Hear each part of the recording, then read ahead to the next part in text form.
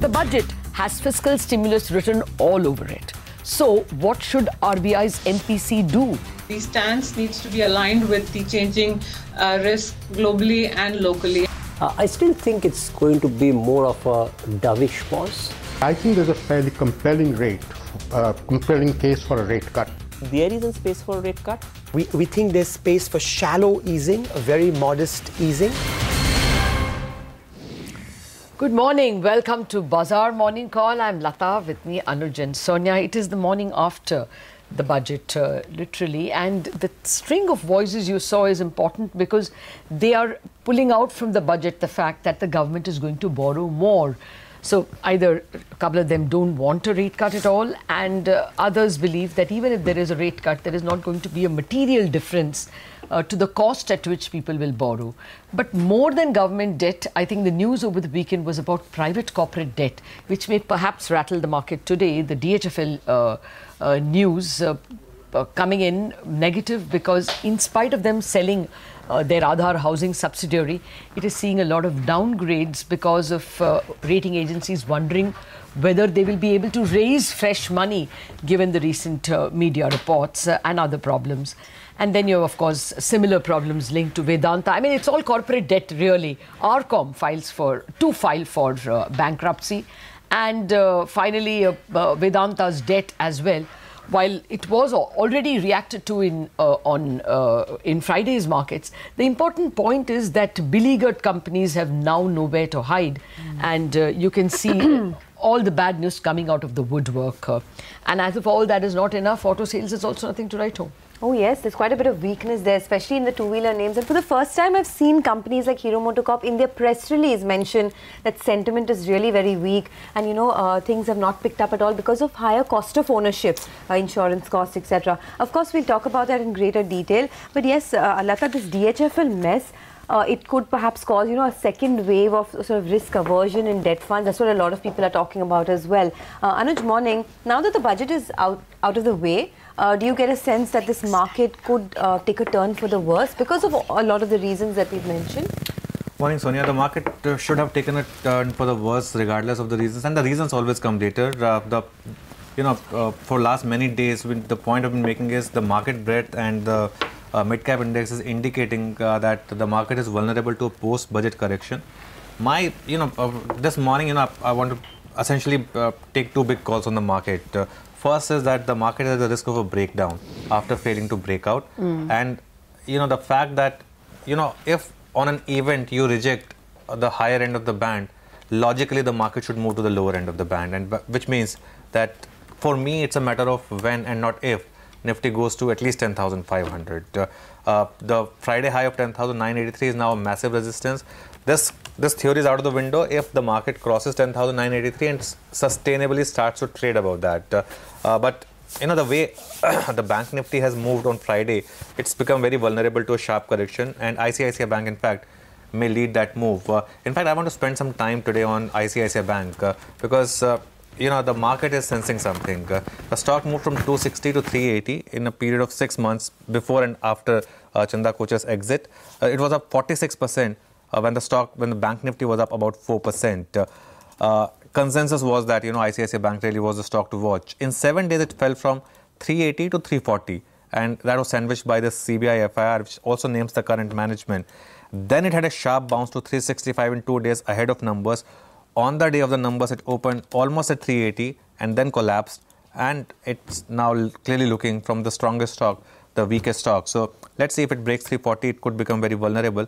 To cut a long story short, the market is vulnerable, and the broader market had already corrected, and the broader market is already at the Nifty level of 10,400. Make no mistake. It's perhaps logical that the Nifty also moves there now.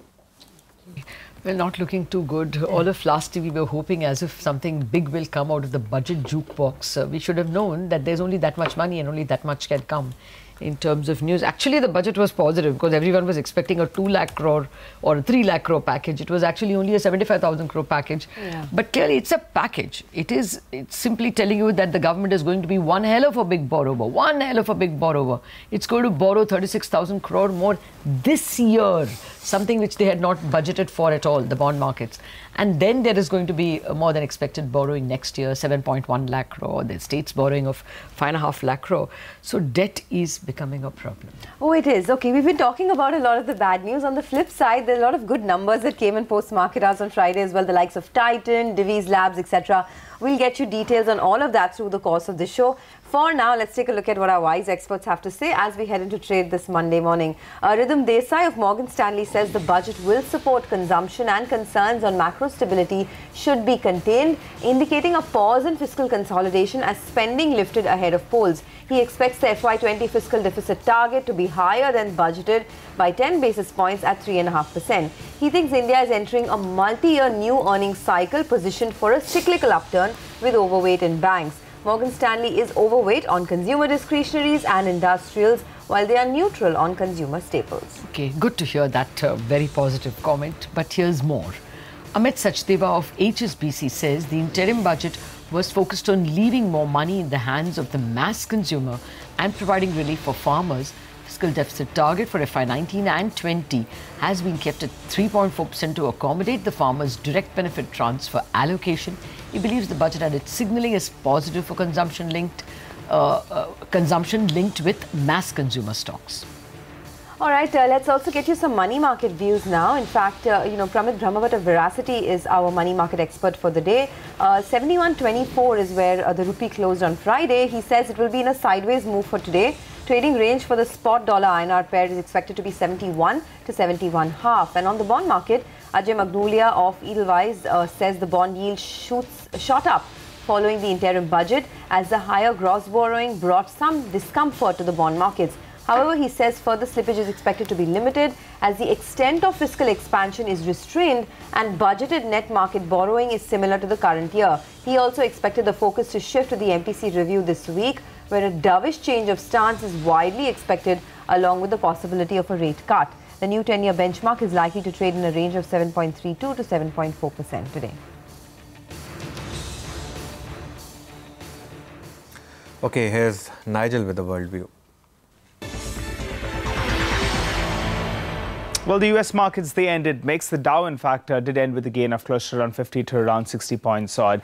We were expecting the non-farm payrolls data, and that looked quite good, actually, because the number came in excess of around 300,000 odd. The street was bracing itself for a reading of around sub 200,000 odd. So that was clearly a positive.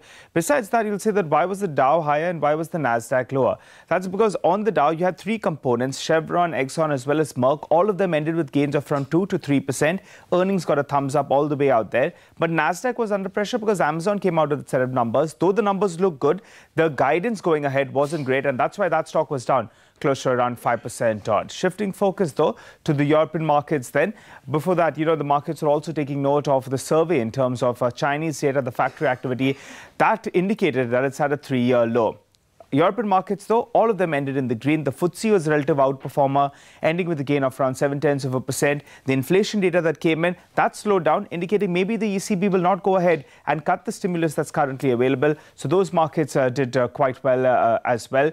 Crude oil prices, they popped up close to around 2.5% odd. The jobs report looked quite good. And also you had rig count that was falling. This morning, we're looking at the Asian markets. A couple of those markets are shut. The Nikkei is holding with a gain of around 0.5%, but Sony is down close to around 8% on the back of a guidance cut. Hitachi, though, is up close to around 5%. That's why the Nikkei is still trading in the green. The SGX 50, though, indicating a bit of a subdued start, 15-point downtick as we speak. Back to you guys. Thanks, Nigel, for that. Yeah, we should have noted that crude also is inched up towards 63, which will be a marginal further negative for the bond markets. But, there are lots of moving pieces now. Some of the numbers coming in good, as Sonia was pointing out. But the budget behind us, and it has left this large farm package as well on the table. Samir Arora, founder and fund manager of Helios Capital, joins us to put all these pieces and tell us where things are headed. Good morning, Samir. Pleasure having you with us. Thank you very much.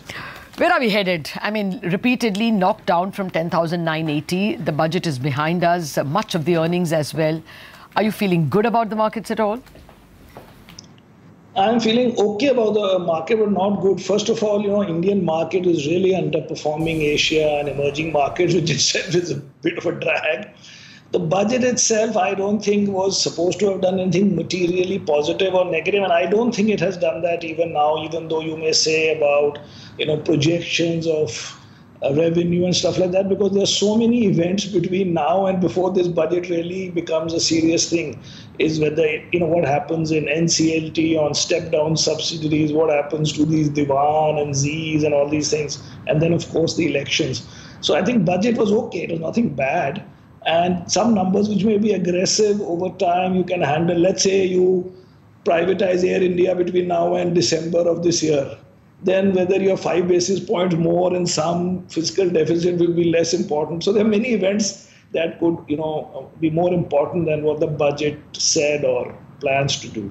Samir, good morning. The Indian market has underperformed, but within that, the broader market has seen bigger underperformance. In fact, the mid cap and small cap perhaps at a level, which would mean somewhere around 10,400 on the Nifty. Is there enough warning sign about perhaps a bit of a near-term bear market in India?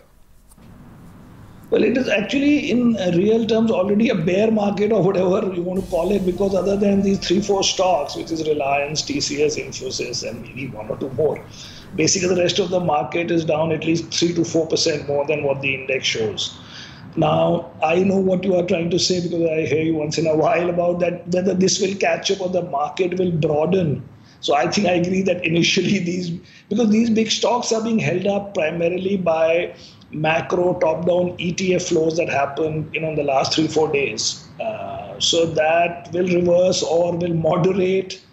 Either way, the market is not bullish. So it doesn't matter if it falls a little bit, or it's not running away till some of these things get sorted. I think the most important thing is what happens in NCLT today, because we cannot have this situation where step-down subsidiaries cannot have their own financing and everything is driven by what the parent is doing. Because imagine how any infrastructure project would be financed if you can't ring fence all those flows and cash flows and say, no, it all goes into a big blind pool. It's a big issue. Samir, that is not the main point that is even going to be discussed in the NCLT. The NCLT is going to hear the IL&FS case, but that is not even the main issue. So I worry whether, the tribunals will be will take cognizance of what is a very serious situation. I mean, taking away ring fencing and taking away escrow accounts is really serious, but let's see if it even comes up in that fashion. Our problem is that these such significant issues, not just for the stock market, but for the debt market, infrastructure market, we don't even know who these judges are. I mean, maybe the guys obviously are doing it every day, no, but what I mean in a big picture sense, we have no idea what their background is. Do they even understand these things, or they think this is just, one more issue to be dealt with? I think it's a serious issue. Hi, good morning. What do you think the repercussions of this whole DHFL mess will be, not just on the debt markets where there is, a second wave of risk aversion expected, but even on the equity markets? Well, equity markets are already seeing that now. The question will be, whether the mutual funds will get more flows or not, and indirectly on the NBFC market. So that is already there every day, and maybe it falls a little bit more. But if you look at it, whether AAA becomes AA, that the market has already gone beyond it being a AA rating. So it matters, but I hope it doesn't matter too much, but it could, because we have seen over time how unrelated or things that you haven't thought of before, how it feeds. For example, IL&FS, we thought, oh, we don't have IL&FS, and after some time say, no, sorry, this is via the mutual fund market and debt markets affecting 20 other NBFCs.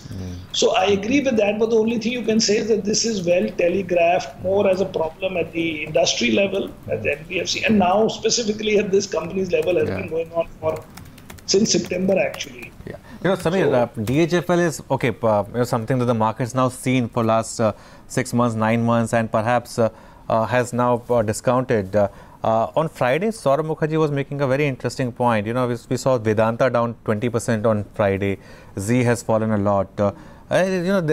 Some of these are like byproducts of a liquidity crisis in the market. You reckon we could see some more blow-ups like this? The likes of Vedanta, Z? Saurabh Mukherjee makes bearish points all his life, so that should not worry the market too much. But in general, I agree there is an issue. But in issues like Z or anything, if you see, Vedanta is more a corporate governance issue or whatever it is. But that any old guy would not be looking at those stocks. These stocks are only looked at by people who overly look at price earning and price to book, which does come into favor once in a while. But the reason why we have poor corporate governance in India is because we have so many investors who look at a 10% correction as wanting to buy something. If we were all decided, the big mutual funds decided that 20 companies they will not buy, it does not matter what the price is. It'll change India, but they don't. We fortunately or unfortunately, because we've been doing this for 25 years, at least say that if something is bad, we will not buy at any price. If something is not proven to be bad and it will not rammed into our head, we will still try and investigate. But many of them are beyond redemption in that sense. A liquidity crisis, who knows? This is all one reason for this is because anybody who had anything to do with government in terms of doing projects for them, receivables from them, infrastructure project for them, have all been so badly hit. You start from the beginning. Even ILFS supposedly has so many receivables from the government. Yes, that's I true. believe SL also has. So many other infra guys have projects that were not completed for whatever reason. And all of that risk went on the account of in a sense, the private companies. So it's not just liquidity issue. It's an issue that I think nobody will fund an infrastructure project like this. If every one of them, there's not even a single successful infrastructure project, whether it is a port guy, road guy, anybody, airport, nobody is doing well because of some issue or the other relative to government or approval or receivables or cases in arbitration or God knows what. Yeah, I agree. But we need good, successful model, and there is not one right now. No, absolutely, that point is taken. It's a huge mess. And receivables, yes, I think it's about almost 1,000 crores that NHAI owed in terms of, accounts under arbitration to ILFS. But Samir, the more immediate question, therefore, is will 10,500 hold?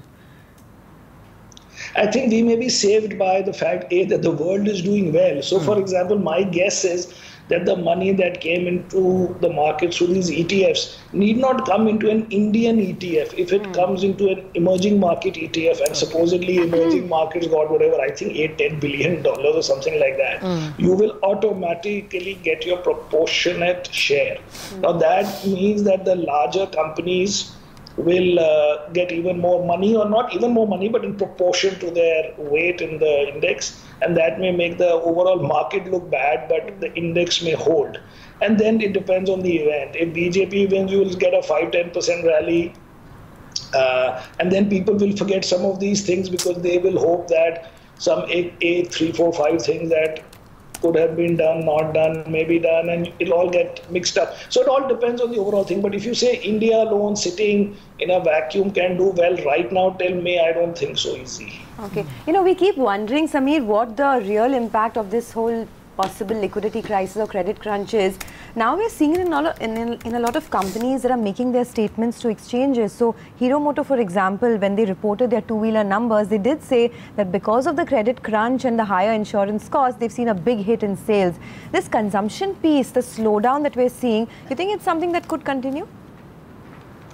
Well, we are still in consumption theme, not just, we are not in two-wheelers, but we are in the consumption theme still, because ultimately, for the long side, what else can we do other than private sector banks and a little bit of tech, pharma and consumer? Because these themes will survive every government and every crisis. But of course, in between, they will have corrections. But, we can't be totally out of the market. So you will rotate within that group. For example, Titan and Westlife and all have had massively good results. So you will have all of these and you choose within that. But as a big picture, you can't be away from these themes and say that we are into India, which we are very much. So you would largely be into consumption now? No, we are in private sector banks and consumption, and we are still in non-private sector banks because we are in insurance. We still have a big NBFC, which is Bajaj Finance, and we still have 2 more NBFCs, but we are also short some NBFCs So if I exclude Bajaj Finance, our net NBFC might be zero. But we are everywhere. We have only trimmed here and there and also shorted some. But these themes will be there all our life. What about these private corporate banks, Axis, ICICI? Yeah, both. Okay, Samir, the point you were making, and it's corroborated by data. January was essentially about Infosys, TCS. Loudly, I can't hear you. January was about Infosys, TCS, Reliance, just 3 or 4 stocks. Within that, IT has been interesting because last year it was one sector which had a big rally, and this year also it looks like that secular rally is continuing, especially in the mid caps. You reckon that could be the space to be in for some more time? I agree, even though we were late in joining this, but we realized that either A, because of lack of other choices, because right now who wants to buy an infra company or a cab good company or a cement company? No interest. And also we can see the allocations will move towards, consumption in some sense by either this government or Congress or whoever. So IT becomes a hiding place if nothing else. And generally right now, no leverage, no issues of governance and stuff like that. So yeah, it could do well. I just wanted to ask you what the foreign investor view is with regards to this issue that has cropped up, fudging of data or even, window dressing of data that we've seen from the government over the last many weeks. The people we've spoken to in the last 24 to 48 hours indicate that from an FI's perspective, that's the one thing that's keeping them from investing into the Indian markets. Would you concur with that? I don't know, because I always believed that is happening. And since I am personally the FI, I don't go to another guy to ask him what he thinks of fund data. But it is embarrassing if nothing else. But I don't think, it matters. It is for somebody to score brownie points. But, it's not something which is changing whatever is happening in individual companies. And broadly, you tell me, did anybody ever believe that we know how to calculate GDP? I always used to think the services is a balancing factor. Who knows? I don't even know what services they count across India and how they even do that. But it should not be too blatant. And, sometimes in our system now it has become a little bit more blatant. But I don't think really anybody... In China, they've always believed that, GDP growth was 8%, but power growth was 2%, and some other electricity and this and gas or whatever they count was much less even in the olden days when I used to do Asia. So this is more political maybe than anything. I don't think beyond a point anybody cares. And you can see it in the numbers. Last 2 days, FIs have bought so much. So how is that then consistent with what you are saying? Okay. We were discussing auto sales numbers just a few minutes back. Is this a time to buy them in distress? Ultimately, people will come back to buying Maruti cars and buying Hero Moto two-wheelers, one would think? So we own the four-wheeler guy, but the two-wheeler is not so much demand. It's also big competition between Bajaj and this guy, and then Aisha losing ground because of I think a limit to how much premium guys can pay. So over time, it's a cycle and it'll come back. We just don't have those. Okay. Samir, finally, how important are the polls? Do you expect that if it is an NDA-led coalition, it'll be much better for the markets and you can see them breaking out? And if it is a non-NDA-led coalition, you're going to see a big breakdown. And therefore, what may be the positioning of the market in the run-up to May 15th? Well, I think it is important for the month of May for sure. After that, not so sure. Okay.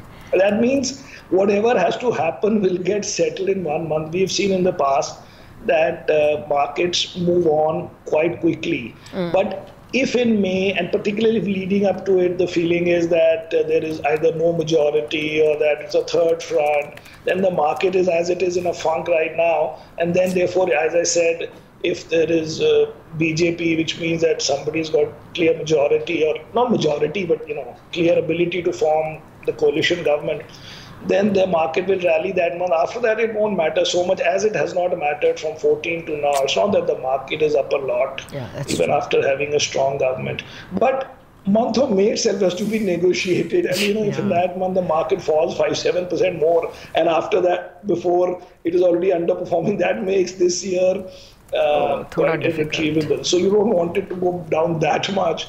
randomly for an event, but it could happen. But I don't think from June, July, or say 2 months later, anybody will overly focus on that. They will then go back to which sector is being favored or what is the priority of the new government. Okay, we will cling to that straw of hope that after June, people will get back to reality. Thank you very much, Samir Arora. It's always a pleasure having you with us on the channel. We have to take a quick break and thereafter we drill it down to micros. Some of it we already discussed with Samir, the top 10 list of stocks to watch out. Hi guys, welcome back to Bazaar Morning Call. This morning, the SGX Nifty indicates that the start is going to be in the red and we do have plenty of negative cues to work with. The DHFL mess, of course, stops it all. But apart from that as well, there's some amount of pressure that you're seeing in individual names. We'll talk about that in great detail. For now, our entire research team is here to give you the list of top 10 stocks. Anuj, what would you be looking at? So, one green, one red. I think HCL Tech, IT remains the strongest part of the market, and HCL Tech came out with, it was stunning set of numbers. Initially, the stock rallied, then some profit taking, but again, big move on the stock. It's bridging the gap with the peers. Most of the other IT stocks are already at 52-week highs. HCL Tech is perhaps trying to get there. I think Axis Bank clearly is now showing some signs of fatigue at around 720.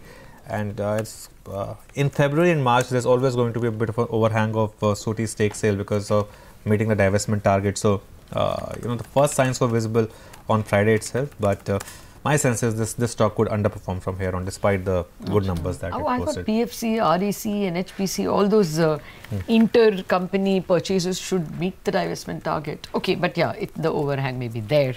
But Axis is the only private bank without, or corporate-facing bank, which we thought would be able to do some heavy lifting. Okay, but clearly one stock which could do a little bit of the heavy lifting is Titan. Mangalam? Well, Lata, it was a glittering quarter that Titan posted on 1st Feb. So if you take a look at the revenue, 34% growth of the company's revenue, and this compares with our poll of just about 27%. The EBITDA on an absolute basis, the company posted 584 crores. Our poll was 590 crores. So what actually happened was that the company has made a provision of about 70 crores for its exposure towards IL and FS. So you adjust for that and the EBITDA is 690 crores, and this compares, or rather 654 crores. This compares with our poll of 590 crores. So basis that, the net profit was also above our estimates. The mainstay of the company, the jewelry business, showed a revenue growth of 36%, EBIT growth of 69%, much above what the street was working with, so positive going there.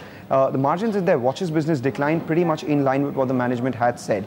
They believe that FY20 will be good. Q4 jewelry business growth seen between 20 to 22%. Positive commentary coming in, stock at record high. Let's see where it goes. Okay, good. That's really good to hear. Some consumer stocks doing very well, but that good news doesn't extend to Tata Motors. Oh, absolutely not. In fact, the numbers have been quite weak this time around. The total domestic sales were down by almost 8% and the management said that the consumer sentiment has been very weak. That continued in January. CV, commercial vehicle sales fell 6%. They say that subdued sentiment, higher interest rates and slowing industrial output is what has impacted sales this time. The truck segment has declined by 9%. They say that because of the new axle load norms, there's been higher capacity in the system, but the freight growth has not been enough to absorb that capacity. So that's why there's been, a lot of inventory, and the passenger vehicle segment is also down by 11%. Okay. Yeah, that's Tata Motors. But of course, the bigger number for Tata Motors still would be the JLR number. This is almost only about 10% of the business, and over the last few days, the stock has shown signs of a bit of a rally. But what about the two-wheeler one? I think, also for Tata Motors, you're right, JLR is important, but let's keep an eye out on the other commercial vehicle names, Ashok Leyland, etc. It just talks about how the consumer sentiment is still very weak. In the two-wheeler space, all three numbers were weak. TVS, Hero and Eicher. Royal Enfield numbers, of course, came during market hours, but if you look at TVS Motor and Hero MotoCorp that came post-market hours, Hero reported a fall in sales. Total sales were down 9%. Weak sentiment from the previous quarter spilled over to January, they said. TVS Motor also, low single-digit growth is what they've seen this time around. In fact, for TVS, scooter sales have fallen in January, down about 0.2%, while motorcycle sales were fine, still up about 13%. That's because of a new launch. Hero Motor says that the industry is witnessing lower retail offtake because of credit crunch and higher insurance costs. But they say that in the last 2 weeks, the customer sentiment has picked up. So let's see whether there's any recovery. Yes, one hopes. If the debt market recovers, I would assume some of their problems would perhaps ebb away. But is there some good news from the pharma space? Yes, absolutely. Well, Dr. Reddy's, remember, Lata reported its numbers on Friday during markets. They held their call post-markets, and it's positive in terms of the commentary coming in for Dr. Reddy's. For example, their approval timelines for a couple of key drugs remains intact for 2019. Cost control remains a key focus. Remember, it was an operational beat for Dr. Reddy's this quarter. And for their Srikakulam API side, they're still waiting, for the US FDA to re-inspect the plant. So maybe that would be a key factor to watch out for. Divi's Labs, very strong numbers, revenue up 29%, margins at 39%, profit up 67%. These numbers came on Saturday, so it will be a fresh reaction to this company today. Oh yes, but just look at the Divi's chart on Friday, the last 5 minutes. I think it had a big rally. That was, of course, that's a 1 month chart, but just pull out a Friday chart on Divi's Labs. That is the market sensing this number. So perhaps chasing may not work today. Mangalam, what about Zee Entertainment? Well, a spate of news flow continues for Zee. Anuj, on Friday's trading session, the stock was down about 7%, and later that day, when we got the bulk deal data, we understood why. Because, Catalyst Trusteeship Limited sold about 0.77% stake in the company. This company owns the pledge which the promoter's stake has been pledged to. So that was an invocation, and that flew straight in the face of what the management told on Monday, the previous Monday, saying that they have secured an agreement with lenders not to sell the stake. On Sunday, which is yesterday, the company said, well, on Monday we had secured an agreement and it was signed only yesterday. So, which is why there was some pledge invocation on Friday's trading session as well. The windshield looks fairly foggy. Other than that, we have some reports coming in that SEBI has reportedly summoned the CEO of 4 mutual funds and 1 rating agency. So there are a fair amount of questions. The company has held a conference call at around 8:30 a.m. We'll be dipping into it and get you more takeaways. But from now, very difficult to take a clear vision of what lies ahead for Zee. Okay, the windshield looks foggy for Zee. The windshield is opaque for DHFL. You can't see anything with respect to what's coming up for them. Expected to see more pressure there? Yes, I would assume so. Although the first news that we got in the weekend was positive, that they have successfully sold off their Aadhaar housing subsidiary for a fairly decent 2,700 crore. Almost close to what was anticipated earlier. But thereafter, the news we got isn't positive. All the 3 rating agencies have downgraded it in some fashion. ICRA has actually cut the rating from AAA to AA. And the other 2 agencies, CRISIL and CARE, have, I think it's CARE which is downgraded. ICRA and CRISIL have put it on rating watch. And that's, the downgrade has come for a massive amount of paper, 1.2 lakh crore of borrowing. So this is, the rating agencies point out that now with the kind of media exposés, DHF, already their earnings were indicating that they don't have fresh money. The retained earnings, which all NBFCs will use to give further loans, is not there, not that much.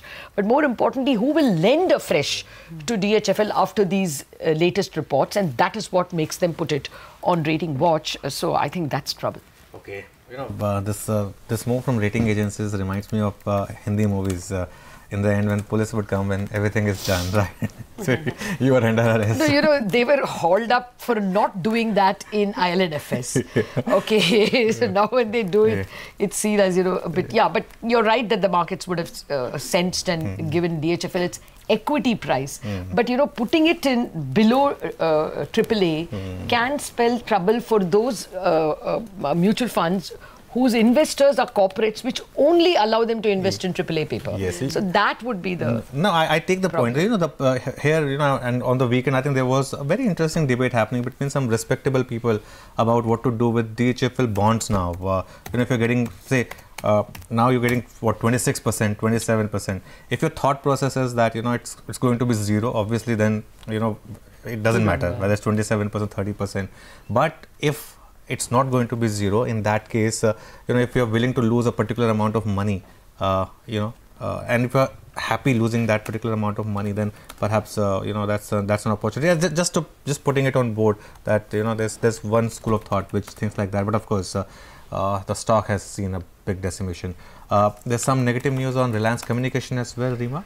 Yes, Anuj, after failing to resolve its debt over the last 18 months, Reliance Communication has said that finally it's going to be heading for resolving its debt under the Insolvency and Bankruptcy Code. The advantages of going to NCLT: one, you require only 66% of the lenders to agree to the resolution versus 100% outside, which was one of the key reasons why their resolution would not go through. Secondly, it's a time-bound resolution of 270 days. And thirdly, and more importantly, the recent Supreme Court interpretation of IBC allows related parties to participate, which means Mukesh Ambani can participate and buy out Reliance Communications assets. But now the big question is, as we've seen in the recent cases, will the valuation of RCom's assets under IBC be lower than what RCom and Reliance Jio had earlier agreed to, which is likely. If that is the case, then it's not such good news for State Bank of India and the other banks. Okay, thank you very much for that, for putting all those points into perspective, Rima.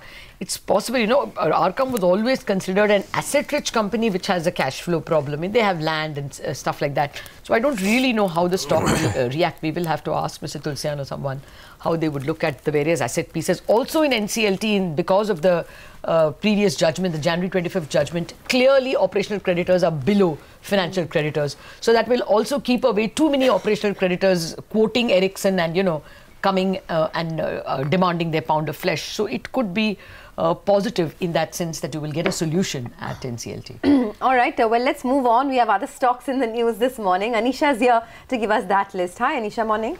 Morning, Sonia. So to quickly run you through the list, I'll start with Laurus Labs, which has not only got a drug approval from US FDA, but it has also received an inspection report, establishment inspection report from US FDA for Unit 6. That should hold up in the green. Moving on to NMDC, which after a big price cut that it had taken in December, has taken another price cut and should be in the red.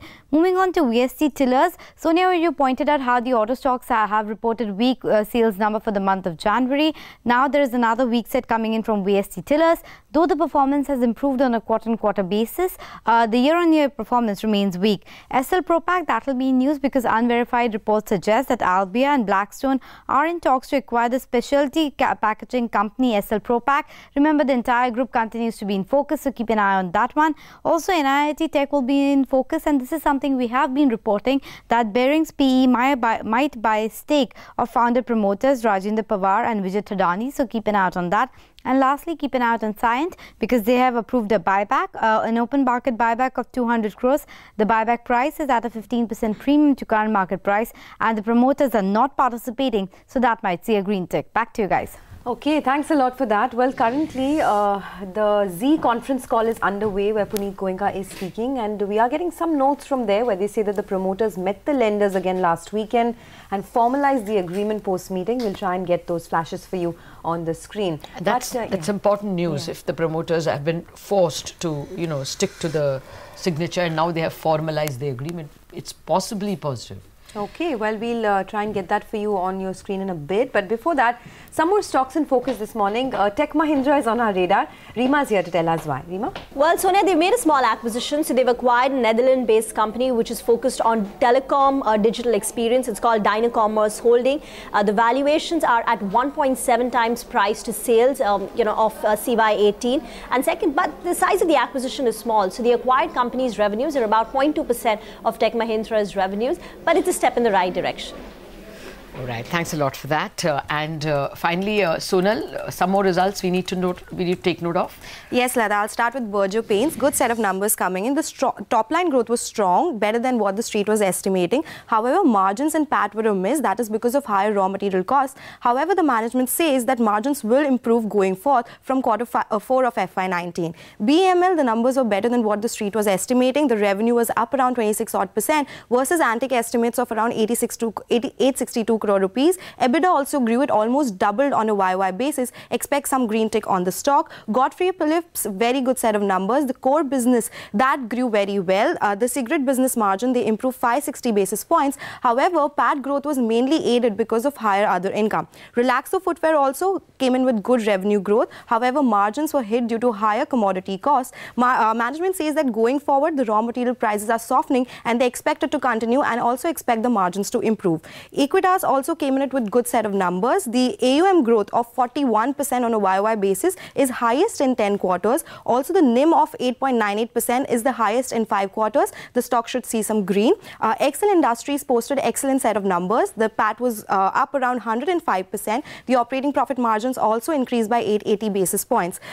National Fertilizers also posted good set of numbers, so expect some green tick on that stock. Lastly, Syndicate Bank. The bank reported profit after 5 quarters of losses. However, the NII growth remains weak because the business has not been doing so well. Also, the operating profit growth was very weak, so expect that stock to be in red today. Back to you. All right, thanks a lot for that. Well, here's a quick recap of our top stocks. Stocks with positive news flow: HCL Tech, Titan, Dr. Reddy's, Divi's Lab, Tech Mahindra, Laurus Labs, SL Propack, NIT Tech, Cyient, Berger Paints, BEML, Godfrey Phillips, Relaxo Footwear, Equitas and Excel Industries. While stocks with negative news flow this morning: Axis Bank, Tata Motors, Hero Motocorp, TVS Motor, DHFL, Relcom, SBI, NMDC, VST Tillers and Syndicate Bank. And those are some comments that are coming in. Important statements from the Z Entertainment conference call. They have agreed. Renders have formalized an agreement not to have any. Okay, I think not to sell any further. I think that the grammar has gone awry. So promoters met with lenders and they have formalized their agreement not to sell for a bit. Let's take a quick break and coming up we'll have our technical experts with us, Ashwini Gujral, Sudarshan Sukhani and Mitesh Thakkar.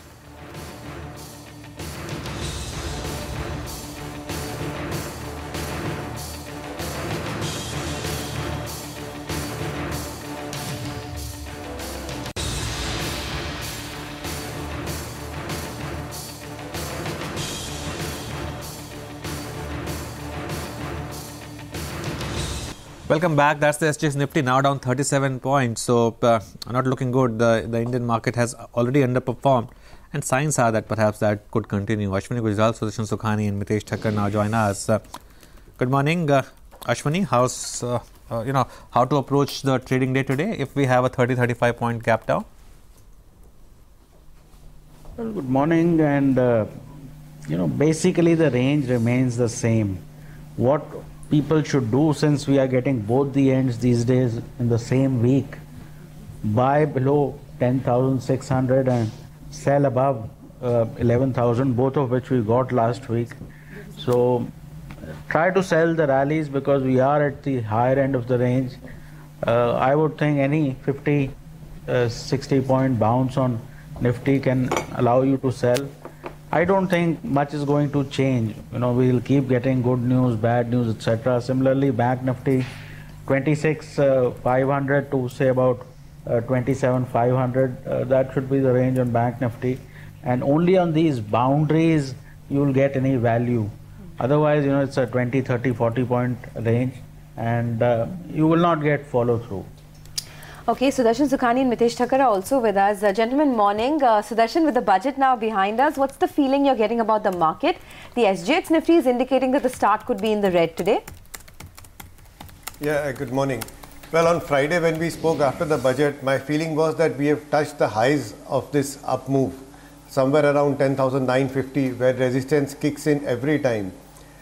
We've also bounced 300 points from the lows. I would expect the markets to go and touch 10,600 again. So my view as a positional trader is to build short positions, assuming and expecting 10,600 to come. That means there is a lot of gains possible from current levels to that target. Now this may not happen in a day, and it's not supposed to, but slowly it should inch towards the lower end. Okay. Mitesh, good morning to you. What's your sense? Does it inch towards the lower end, or can it fall with a bit of a thud, because there is a decent amount of bad news coming out of several individual stocks? So, good morning, Lata. I think very clearly the broader range of 10,660 to about 10,980 remains. We did touch a high of 10,980 on Friday and tapered off. The point of the range where the intraday averages converges around 10,800, 820. So maybe around those levels you might get a bounce back from around those areas. So I would attempt along there.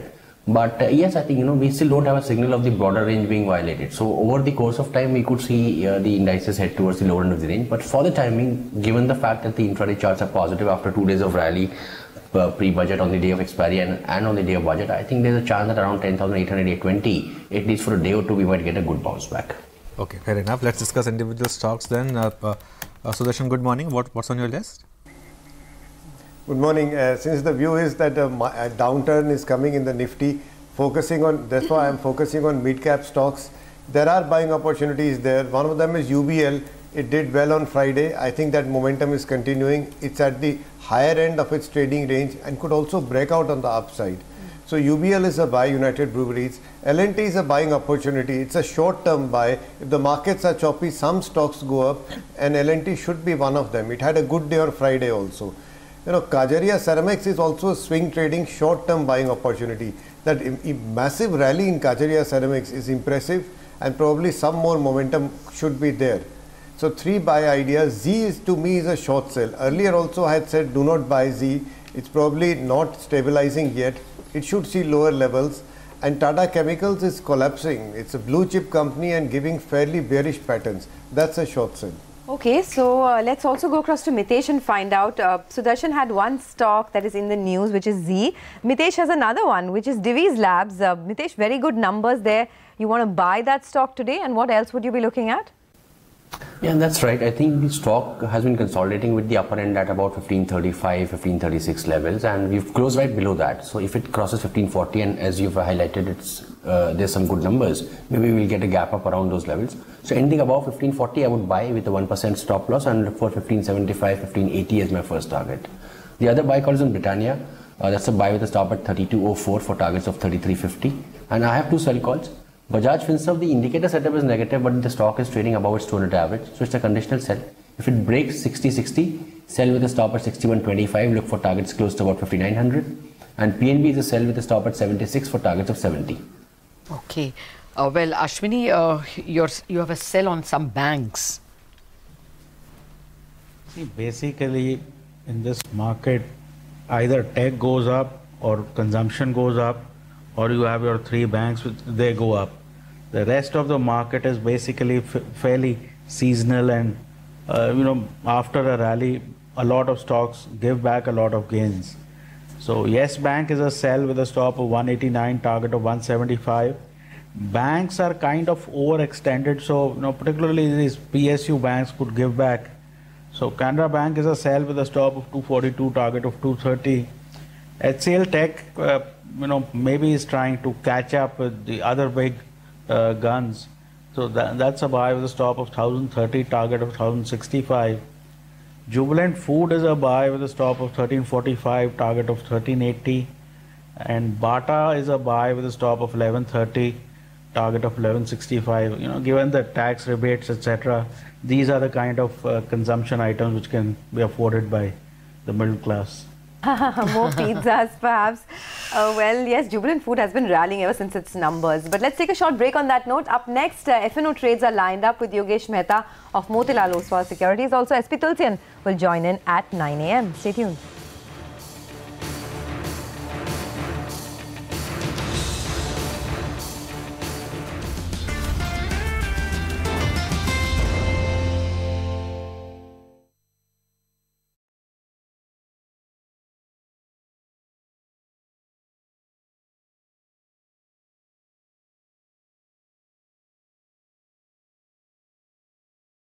जब BP की medicine में मिले 20% savings, तो कौन सा शौक पूरा करेंगे आप?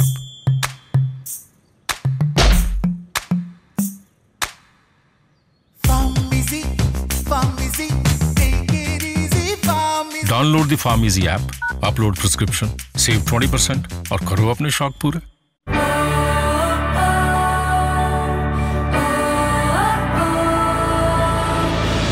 Welcome aboard World Dream, now cruising from Hong Kong. Enjoy exciting fly cruise packages by Guideline Travels. Call 022 406 2222.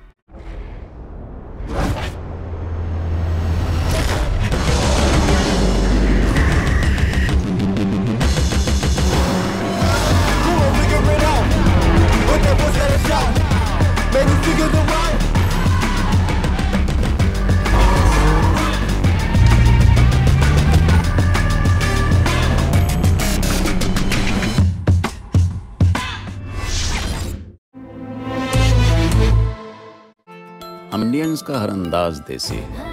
अपना तो स्वाद भी देसी है और स्वैग भी। अब बोल, जब हर खुशियां हम देसी अंदाज में मनाते हैं तो फिर न्यूज़ पाने का अंदाज क्यों ना हो देसी। इसलिए way two news, India's number 1 short news app. Download now.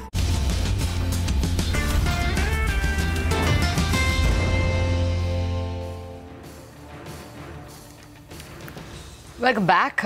We have a lot of trading strategies that we've put on the table, and now it's time for some F&O strategies. Yogesh Mehta of Motilal Oswal Securities joins us now. Well, Yogesh, first up, the resistance that the Nifty saw at 10,980 was telling on Friday. So now is there a fairly serious short trade? Yeah, Lata, if we look at the setup on the monthly chart as well as the weekly chart, 10,980, 990 seems is a strong resistance level since last 4 months now, and this is the 5th month in continuity. So be it on the weekly or the monthly chart, it is a strong stiff resistance. So unless and until we see a decisive closing above this level, we may, unless and until it closes above this level, we may not be able to see the rally further, and probably a correction and a close below 820 can see some reversal from current trend. So 980 remains a strong indicator, and on the reverse side, if it closes below 10,820, then we may see a correction towards 10,680 or 10,630 again. Okay, in terms of individual stocks, Yogesh, good morning and thanks for joining in. What would you be looking at? What would be your top trades today? Sure, good morning. For the trades today, we are all long side, and Reliance is the one where consolidation is happening, and it has shown a good decisive last 3-day session on the higher closing. Current price is 1249, target could be in the range of 1295 to 1300 level, keeping a stop loss of 1225. The other one is Havells, strong breakout on the weekly and the daily chart. 737 is the closing. One can keep a stop loss of 722, target could be in the range of 765 to 767 level. And the other one is Page Industries. After a long haul on the lower side selling pressure, it has come out of the piercing trend line pattern, closing above that level. 24,100 is the closing, and keeping a stop loss of 23,700, target could be the range of 24,900 to 25,000. Okay. Yogesh, I don't want to ask you this out of the blue, but is there any trading strategy on Z or on DHFL? DHFL has become a now perennial sell with once it has broken 168 level, 168 to 172 zone. So it is going down and down, 45-47% down last week. So further decline is possible further also. If it goes below 95, then further decline will get immense further. The rally will get more intense. So watch out for those 95-98 would be a last support level for DHFL.